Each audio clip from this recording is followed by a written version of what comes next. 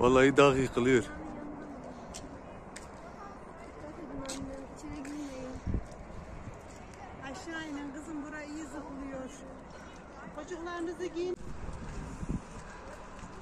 Allah Allah.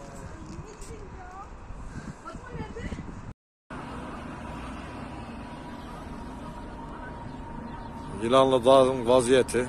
Deprem oldu biraz önce. Dağlar, taşlar yere indi. Sallanıyor.